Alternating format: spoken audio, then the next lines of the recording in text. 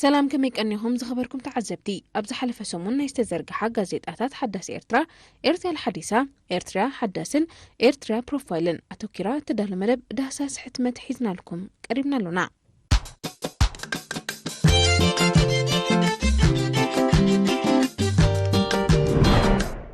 مبل تشعي كفال وقع تاريخ فنكلك إياه أنا بس قريبا لا أب عامة شحنت شعات 288 هزباو سراويت كاب جنبار كرن جمير كاب استفل عليه كبابيتات إرترا أستات 5 سفحتن متوناتن وقعتي وكايرو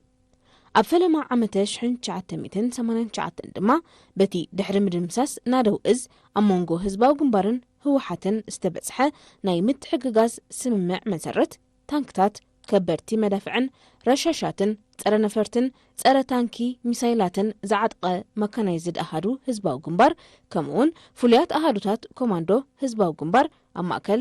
ኢትዮጵያ ኣብ ጎኒ ሰራዊት ህወሓት ተሰሊፎም ኣብ ምሕራር ከተማ ሽረ እንዳስላሰ ክሳተፉን ከለው ኣብ ውሽጢ ኤርትራ ከዓ ህዝባው ሰራዊት ኣተኩርኡ ናብ ምብራቃዊ ጎላጉል ሰምሃር ከቅንዕ ዝደረኸ ምዕባለ ተኸስተ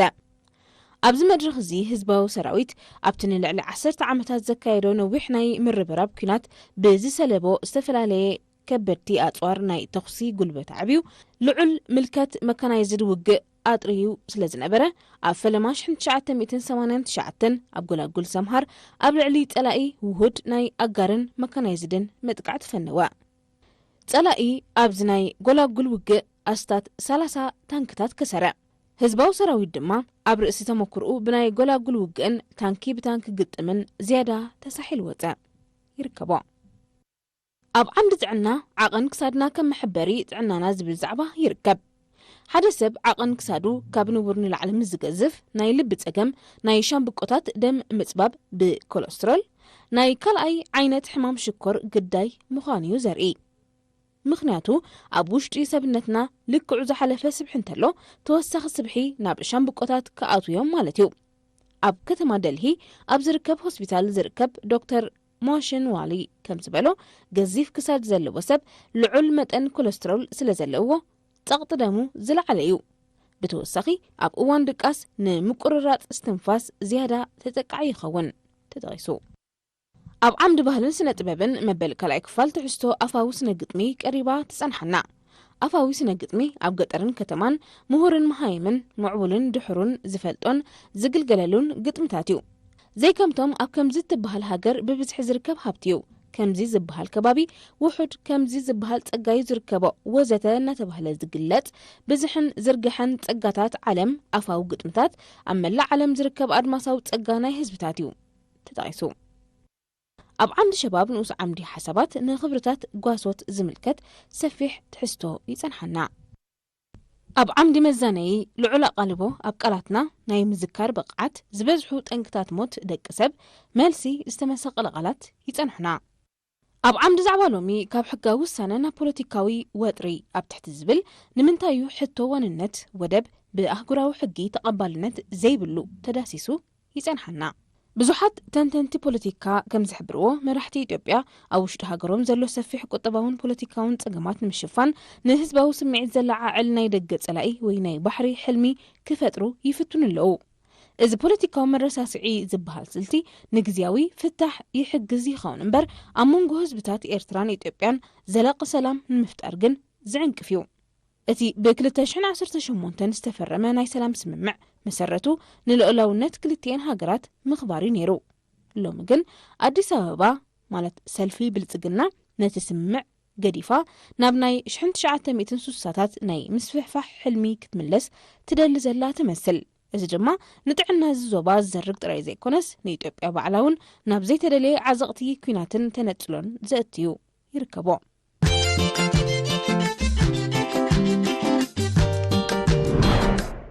ሓላፊ ጨንፈር ትምህርቲ ንኡዞባ ማይምነ መምህር ባህታ ወልዳይ ኣብታ ንኡዞባ መዋእለ ህፃናት ንምስፋሕ ዝካየዱ ዘለዉ ጻዕርታት ዝምልከት ዝሃቦ ሓበሬታ ሰፊሩሎ ኣብ ዓምዲ መልሓቕ ኣልኣደብ ኣልፍኑን እቲ ካልእ ገድሊ ንጉጅለ ባህሊ ቤት ትምህርቲ ሰውራ ዝድስስ ትሕዝቶ ቀዳማይ ክፋሉ ቀሪቡሎ ኣብ ዓምዲ ስያሓዊ ኣሳር ኣገዳስነት ቱሪዝምን ስነ ጥንታዊ ውርሻታትን ኤርትራ ዝድስስ ሰፊሕ ትሕዝቶ ይጸንሐና ኣብ ዓምዲ ዕሉም ወቴክኖሎጅያ ዝተፈላለዩ ሓደሽቲ ረኽበታትን ምርምራትን ሰፊሮም ይርከቡ حتصير تاريخ هيوت حربنيا موسى حسين نايب أب سنسرعت قبري التنببة. حربنيا موسى أب شحن شعات 274 زنبرة بوليتيكاون وتهدراون كنتات بزحدرلو وني تدريخو كله دحرنا تنت إيرترا بمبال نتي نخزازمو حيلة وارح راي تريفو زنبرنا يونيفرسيتي مرتي أو نزيفو أب ورح مسكرم شحن شعات 275 بعدن جيرو ناب هزباو حيلتات حارنت إيرترا تسلفو نشدش أوارح أب مهمت بوليتيكاون وتهدراون سلطنا دحر مقسام بقطتها ناب حلوة سورايو تمديبو كساب شحن شعات 209 دما أب زخف لزي كابترا كساب حلافي كفلي أقلقلون بستفل عليه صفحتات مريحون أب شحن شعات 209 دحري محرار باطع بتاي موسى أم حداري نايت ختما يخينو تمزيزو بزي مزنة زدما كساب شحن شعات 209 كلتن أقلقلو بدحر زي كساب شحن شعات 293 أم حداري كتماكرن كاب شحن شعات 294 كساب شحن شعات 297 أبال فتسامي شماقلة كوميشن قوام إيرترا كاب شحن شعات 297 كساب كلتا شحن كلتن وانا أخبار حقي إيرترا كاب كلتا شحن سلستن كساب علتا مسواتو دما عم منستر تمرتي وانا دايركتر كفلي حفشاو تمرتو خوينو نهزبون هاجرون بنتفتن بتوفينتن زقلقلة حربنيايو تتقايسو سلاو مقلتي سنسرعات قبري حربنيا تقرلاي موسى حسين نايب سنكلان كم أفريتي كفال حبرتسب يقوتصرو ينبرون أبزلنا مرخ قنا كاب هاجر ناب هاجرن كاب أهجر ناب أهجر زفالالي قلحتانا تمامتان كالقل جمير الله يخن نبر ولا 5 عينة قلحتا مقبار انت تقلقله سنكلان كل جزي كم نيسرح عدلات محرم أبالات سدرابيتات نسرح أبزو وفرولو أم منبر جزامعت أو أب خيمانوتاون كالئن تكالات كم أون أب لمانون متوتان مؤفر زامسلو لمدنات مليئهم أيتفقون زلو تقليتو أب عمد لبونان فلسفنان وحز عوت مبال شوعي كفال قريبا لا أبالات سدرابيت أب بزح مديات تمساسل رديت كحدرو طبقيو مغنياتو زحاشة سنيتين سلامنا بيتهم نخسفن سلاز حقزهم نابنت أب عوت زلوهم رديت حدا مزخون بحبارني معباي عدلهم انبزاز سفحي زخون عوتات ولدي عوت حداري هلوام كم وطيتو عوتات قرع دما يفريو ولدخا أبصرح حركتات انترأخينهم نسخون ناتهم كتوسد زكاء لكات عريخة التكايد عوتات ولدي ندقهم زد اليوم كل نجار كقرب لهم زي قبر وصعر يلن كابا مجاقبهم أكدادنهم تعنهم تمرتهم آتحزهم كل زد اليوم يمالوا لهم اتزحش بايتا تنصف الهتان مبزحتو جزي زحش متأي كم زهلوه بزح ذكر آخر قدا يكونن يركبوا فنقل نسماياوي ماياتنا حقاو استنفاس الزرقاء تاريخاوي محتم بزبل أبز قربة وانا صحف أب عالم لخاوي حقي مالت انترناشنال لو حدا أزيوا قدا سامر لو نسو دما تشبوط مكوتصار ويدما effective control زبهال كوينو حانت هاجر أب ورقة راي إذا مريت وي بحري ناتيو سلزبلت وانتا أي رقاقت نيو يقداس واننت زرقاقت اتهاجر أبت بوتا حقاوي سلطانا كتتكبر سراويتا كتسفرن دوباتا كتحلون كتكئل كلا ترايو قدمي سحن شعات 209 بحر إيرترا بمسرت حقي مجزاتي طليان ناي إيرترا مخانو زفلت أكوان تنبرة بقبر قناب تحت وراري إثيوبيا سلازنبرة إيرترا حقاوي سلطانا كتكأملو هاي كالتن سرحت فنقلقن نزعن قفات زي بمسبار نحيلي بحري تسألقي كاب ماياتنا تقليلو مسترقة إيرترا أب بحري تشبط مكوتصار كم زلوا نملع علم أمسكرو إذا ما ندما اتي كاب شحن 950 كلتن جميرو بإثيوبيا تتحيسو زنبرة حقاوي واننتنا أب بايتا بقبري ترقاقيتون فنقل كأ نبحرنا كاب حتو ناب تشبط حقي زستقاقرة حقاو محتم كوينو أقلقلو يركبوا أب عمدي دايري تفقيرنا قدن ديو زتلالنا لونبر زكرة دحر قيقة محسنتا صورتي نبعل أف بأف زبلو زعبطات دايري بسحابي وحزي يسنحنا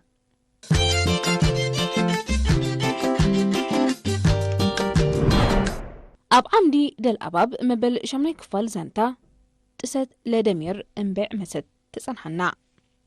ኣብ ዓምዲ ዓማር ኩነታት ኣገልግሎት ትምህርትን ዞባ ማይመነ ብዝምልከት ምስ ሓላፊ ጨንፈር ትምህርትን መምሃራንን ዝተኻየደ ቃለ መሕትት ሰፊሩሎ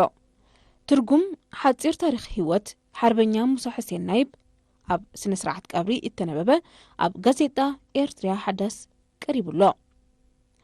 ኣብ ዓምዲ ተርቢያት ዛንታ ሰብን ተመንን ሓበሬታ ብዛዕባ ከዋኽብቲ ንፍሽኽታ ትሕዝቶታት ይጸንሑና ኣብ ዓምዲ ፈንዋዓዳት ማተኣን ስነ ጥበባዊ ጃብር መሐመድን ራብዓይን ዛዛመን ክፋል ቀሪቡሎ ስእላዊ መግለጺ ስነ ስርዓት ቀብሪ ሓርበኛ ተጋዳላይ ሙሳ ሕሴን ናይብ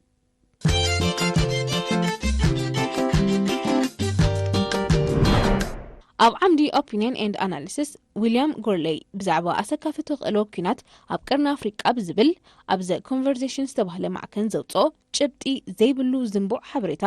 ዝተጸንበሮ ጽሑፍ ኣመልኪቱ ጊደወን ኣባይ ዝሃቦ መልሲ ቀሪቡ ይርከብ ኣብ ዓምዲ ስፖትላይት ውሕስነት ማይ ንምርግጋጽ ካብ ዝካየድ ዘለዉ ጻዕርታት ኣብ ዞባ ደቡብ ብ84 ሚልዮን ናቕፋ ወጻኢታት ዝተሰላሰሉ 41 ፕሮጀክትታት ማይ ተዳሲሶም ይርከቡ ኣብ ዓምዲ ካልቸር ኤንድ ኣርትስ ከርሲ ቀይሕ ባሕሪ ኤርትራ ማዕከን ብርቂ ታሪኻዊ ስነ ፍጥረታውን ጸጋታት ዝትሕዝቱ ጽሑፍ ቀሪቡሎ ኣብ ዓምዲ Q&A ምስ ንጥበባዊ ተጋዳላይ ሃይለ ብርሀ ዘላሊ ትሕዝቶ ይጸንሓና ሓርበኛ ሙሳ ሕሴን ናይብ ጽላል ዓብ ዳዕሮይ ነይሩ መግለጽን ምስክርነትን ናይ ቀረባ መቃልስቱ ኣብ ጋዜጣ ሓዳስ ኤርትራ ሰፊሩሎ ኣብ ዓምዲ ቁጠባን ዋኒንን ሳልሳይን ዛዛምን ክፋል ኣፍራይነትን መማሓየሺ ሜላታትን ቀሪባላ ሓርማዝ ብኸመይ ትበልዖ እትብል ፍልጥቲ ሕንቅልቲ ኣላ እዚ ከዓ ሓርማዝ ምስ ዘለዎ ግዝፊ ኣዛሚድካ ብሓንቲ ኩላሶ ወይ ብክልተ ክትበልዖ ዘይከኣል ብምዃኑ ናይ ምብልሓት ዓቕምና ንምፍታሽ ዝወፀ እዩ መልእኽቲ ናይቲ ሕንቅልቲ እውን ትኽብትኽ ንኣበላልዓ ሓርማዝ ዝኸውን ምኽሪ ወይ መምርሒ ምሃብ ኣይኮነን እንታይ ደኣ ክንዲ ሓርማዝ ዝኸውን ግድል ክገጥመካ ከም ዝኽእልን እንተገጠመካኸ እንታይ ክትገብር ከም ዘለካ ንምንቕቕሓን እዩ ኣብ ዓምዲ ሸባብ ንኡስ ዓምዲ ሓሳባት ዘይጉነጽ ደጎል ዘይፍንቀል መትከል ዘርእስቱ ጽሑፍ ሰፊሩሎ ምድሪ ኤርትራ መሬት ኣማን ወሰላም ክኸውን ዝኽኣለ ብሰላቲ ዝሃነጽናዮ ዘይንጠር ደጎል መኸተ ደኣ እምበር ሰብ ጽቡቕ ዕድል ስለ ዝኾነ ኣይኮነን ከምቲ ጥሪትን ፍዕጓሳ ዝስስና ሰላም ህርኩት ጽኑዕን ስሩዕን ህዝቢ ብዙሕ እዩ ዝኸውን ሰላም ብርቱዕ ሓለዋ ትደሊ ተነቃፊት ንብረት ምዃና ዝዝንግዕ ኤርትራዊ የለን ሰላም ብሓይልን ብሕግን ከም እትሕለውን ዝጠፍኦ የለን ሓይልን ሕግን ተጣሚረን እምበር በበይነን ኮይነን ሰላም ኣየቑማን ብሓይሊ ጥራይ ወይ ብሕጊ ጥራይ ዝመጽእን ዝወሓስን ነገር የለን ህልው ዝርግሐ ሓይሊ ሃገራት ቀርኒ ኣፍሪቃ ንዘስተውዕል ንኤርትራ ይትረፍ ዝህድድ ስክፍታ ዝኸውን ሓይሊ ካብ ዝኾነ ማእዝን ክመጻ ከም ዘይክእል ቁልጭ ኣቢልዩ ዘርኤና ኤርትራ ሃኒጻቶ ዘላ ዞባዊ ተቐባልነት ውሽጣዊ ፖለቲካዊ ርግኣት ጸጥታውን ወታደራውን ሓይሊ ዲፕሎማስያዊ ብልጫ ሃገራዊ ሓድነት ህዝባዊ ተሳታፍነትን ንቕሓትን ተደማሚሩ ውሕስትን ዘይትድፈርን ሃገር ገይርዋ ኣሎ ስርዓት ኣዲስ ኣበባ ሽሕ ግዜ ዕውር ይኹን ነዚ ብልጫታት እዚ ኣጸቢቑ ይፈልጦ እዩ ተጠቒሱሎ ኣብ ዓምዲ ስድራ ቤት ነዊሕ ዕምሪ ንምጽናሕ ዘድልዩ ረቑሒታት ተዳሲሶም ይጸንሑና ብርክት ዝበሉ ክእላታት ናይ ዝተፈላለዩ ዓውድታት ዕምሪ ወዲ ሰብ ኣብ ምንዋሕ ይሕግዝ እዩ ዝብልዎ ረቑሒታት ብምጽናዕ ኣሕቲሞም ኣለዉ ኣብ ዓለም ሓፂር ዕምሪ ክህልዎ ዝደሊ ሰብ ስለዘየለ ድማ ነዚ ብብዙሓት ክእላታት ዝውሃብ ምኽርታት ተግባራዊ ምግባር ይርከብ ነዊሕ ዕምሪ ንምውናን ዘድልዩ ረቑሒታት ኣብ ስነ ኣእምሮኣውን ኣካላውን ጥዕና ማሕበራዊ ኩነታት ቁጠባዊ ኩነታት ዝኣመሰሉ ንወዲ ሰብ ሓጎስን ሰላምን ዝፈጥሩ ነገራት ክጠቃለሉ ይኽእሉ እዮም ኣብ ዓለም ዘሎ ዕምሪ ወዲ ሰብ ንምንዋሕ ክከኣል ምእንቲ ኣብ ዝተፈላለየ ክፋላት ዓለም ዝተደኮና ሰባት ነዊሕ ዕምሪ ዝነብሩለን ከተማታትን ኣገባብ ህይወት ናይ ዜጋታተንን ንምጽናዕ ተበግሶታት ተወሲዱ ነይሩ ተጠቒሱ ወግዕ ታሪኽ መበል 10 ክፋል ፈንቅል ቅያ ኣናብስ ቀሪባላ እቲ ውግእ ከምቲ ዝገመትዎ ኣብ ጎላጉል ዘይስተ ብኣንጻሩ ናህሩ ኣዛይዱ ዝዛሪ ውግእ ምዃኑ ምስ ዝተባህሉ ግን ካብ ባጽዕ ናብ ድግድግታ ማለት 73 ኪሎ ሜትር ካብ ኣስመራ ብምምጻእ ነቲ ኩነታት ክመርሕዎን ኣሃዱታቶም ከውሃህድዎን ፈተኑ ይኹን እምበር እቲ ኣብ ግንባር ዝነበረ ሰራዊቶም ተደኺሙን ተመናኒሁን ኣብ ሕማቕ ኩነታት ስለ ዝጸንሖም ንሓይሊ ህዝባዊ ግንባር ንግዚኡ ንምግታእ ንዳግመ ምውዳብ ሰራዊቶም انتحجز بمبال نمبل 29 كمون نمبل 302 ميكانايزد برجيدات نابتي استغهار وق لأخوان تقدلتي هزباو جنبار بونبو طبنا جوم نابزوم نرد زمصو طويم كقطقطوم مش جمرو خا انترفو كسران مزنبالن كال كفديو هيكالون دقدقتا اقداسيت ما دقدقتا اقداسيت مأززيتن صلاقي كتقملا زخل عردن بمنبرا احدوتات كبيد برت هزباو جنبار بصعقي كدبدبوا جمرو شالق شملس بلهن كالوت مزانو اززتن ستافاتن كاب زدبدب زين مدحن مأزز بوتا نموحاتن ناب ما يطال ገጾም ተደፍኦ እንተኾነ ኣብ መገድን ከለው እቶም ብጸጋም ዝግስግሱ ዝነበሩ ሓይልታት ክፍለ ሰራዊት ሰብዓ ጽርግያ ቆሪጾም እንደጋልን ማያጣልን ምስተቆጻጽርዎ ሓሳቦም ቀይሮም ብዓጋመዳ ኣቢልካ ከም ህበይ ጎቦታትን ሰናጭሮን ጌርካ ንባጽዕ ምእታው ኮነ እንተኾነ እዝውን ድኻምን ጽምዕን ምውደቕ ፍናን ምስተደራረቦ ናይ መወዳእታ ዕድሎም ኢድካ ንህዝባው ግንባር ማሃብ ኮነ ይርከቦ ሓረስታይ ጸጋይ ግርማጽዮን ነባሪ ዓዲ ጭጎኖ ንኡዞባ ማይመነ ኮይኑ ኣብ ዕበል ጽሑፍ እምኒ ኣብ ዝበሃል ቦታ ኣብ ልምዓት ጀራዲን ተዋፊሩ ዝነጥፍ ዘሎ ሓረስታይ እዩ ሓረስታይ ጸጋይ ማዓስን ብኸመይን እዩ ኣብ ልምዓት መስኖ ክነጥፍ ጀሚሩ ናብዚ ወፍሪ ኣንፈት ክገብር ዝደርኾ እንታይ እዩ ኣብ ጀርዲኑ ኣብ ምንታይ ትኹረት ዝገበረ እዩ ደረጃ ልምዓት መስኖ ኣብ ዝእዋን ኣብ ከመይ ደረጃን ኩነታትን ኣሎ ጨንፈር ሕርሻን ንኡዞባ ማይመነ ብዛዕባ ኣልማዒ ሓረስታይ ጸጋይ እንታይ ይብል ኣብ ዓምዲ ልምዓት ጋዜጣ ሓዳስ ኤርትራ ሰፊሩሎ ኣብ ዓምዲ ሚን ሁናው ሁናክ ኣብ ኣሜሪካ ኣብ ብበረድ ዝተኸበበ ኣኽራናት ዝጠፍኡ ብጾቱ ኣብ ምድሓን ዝተጸምደ ገባር ሰናይ እቶም ብጾቱ ብምልኣት ክድሕኑ እንከለው ንሱ ከም ዘይደሓነ ተገሊጹ ሰማናታት ዕድመ ዝረገጸት ቻይናዊት ሓረስታይ ብድሮን ዝተሓገዘ ሕርሻ ተሰላሰል ኣብ ኣሜሪካ መኪና ትመርሕ ዝነበረት ወላዲቱ ብምሕማማ ብዝወሰዶ ናይ ድሕነት ተበግሶ ድሕነቱን ድሕነት ኣዲኡን ክዕቅብ ኪሉ ኣብ ግብጽ ዝርከቡ ኣኽላባት ብሉጽ ጸረ ነፍሳት ዝውንን ባእታ ዘለዎ ደም ስለ ዝውንኑ ማለት ኣብ ኦም ዝርከብ ሰሩም ዝተባህለ ባእታ ንፓርቮ ቫይረስ ኣብ ምፍዋስ ስለ ዝውዕል ናይ ኣኽላባት ባንክ ደም ነቶም ፋሉል ዝርከቡ ኣኽላባት ኣብ ፍሉይ ቦታ ዝዕቀብሉን ደሞም ኣብ ምኽዕባት እቲ ባንክ ዝውዕለሉን ኣገባብ ክትኣታቶ ምዃኑ ተገሊጹ ኣብ ዓምዲ ኣልኡስራ ዝተፈላለዩ ስድራ ቤት ጠቀስ ትሕዝቶታት ይጸንሑና ትርጉም ሓጺር ታሪኽ ህይወት ሓርበኛ ሙሳ ሕሴን ናይብ ኣብ ስነ-ስርዓት ቀብሪ እተነበበ ስለው መግለጺ ስነ-ስርዓት ቀብሪ ሓርበኛ ተገዳላይ ሙሳ ሕሴን ናይብ ኣብ ዓምዲ ጥዕና ብከላ መግቢ ጾረ ሃገራዊ ጥዕና ዝብል ትሕዝቶ ተኣንጊዱ ዓመታዊ 600 ሚልዮን ሰባት ማለት ሓደ ካብ 10 ምዃኑ ዝተበከለ መግቢ ብምምጋብ ይሓሙ ካብዚኦም ልዕሊ 420,000 ሰባት ኣብ ዓመት ህይወቶም ከም ዝስእኑ ጸብጻብ ውድብ ጥዕና ዓለም ይመልከት ብመሰረት ጸብጻብ ውድብ ጥዕና ዓለም እቶም 400ዊት ግዳያት ትሕቲ 5 ዓመት ዝዕድሚኦም ህጻናት ክኾኑ እንከለው ኣስታት 125,000 ካብቶም ህጻናት ድማ ኣብ ዓመት ህይወቶም ይስእኑ እዚ ልዑል ሃገራዊ ጽልዋ ዘለዎ ጥዕናዊ ጸገም እዚ ብፍላይ ኣብተን ትሑት ቁጠባዊ እቶት ዘለዎን ሃገራት ከቢድ ክሰራታት ክፈጥር እዩ ዝረአ ብምግቢ ዝተበከለ ሰብ ክሳብቲ ውጻእትን ተምላስን ዝገድፎ ቅብኣት ወይ ስብሒ ዘይብሉ ፍኹስ ዝበለ ምግብታት ክምገብ ከም ዘለዎ እዩ ዝምከር ባናና ሩዝ ኣጃ ዝተጠጠቐ ኣሕምልቲ ዝተቃጠነ ጽማቕ ወዘተ ክወስዶ ዘይግብኦ ከስዐ ናብ ንቡር ምእንቲ ክምለስ ንምሕቃቆም ከበድቲ ዝኾኑ ምግብታት ካብ ምውሳድ ክቁጠብ ይግባእ ንኣብነት ጸባን ውጽኢት ጸባን ቅብኣት ዘለዎም ምግብታት ዝተቐልቡ ምግብታት ልዑል ሽኮር ዘለዎም ምግብታት ቅመም ዝኣተዎ ምግብታት ቡን ከምኡን ኣልኮላዊ መስተ ኣብ ዓምዲ ትንታነ ዜና ተልእኾ ወታደራዊ ኣሃዱ ኣሜሪካ ኣብ ማእከላይ ምብራቕ እንታይ እዩ ተዳሲሱ መርከብ ውግእ ኣብርሃም ሊንከን ሓንቲ ካብተን ኒኮላሳዊ ኣጽዋር ክዋደደለን ዝኽእላ መረኸብ ውግእ ኣሜሪካ ክትከውን ከላ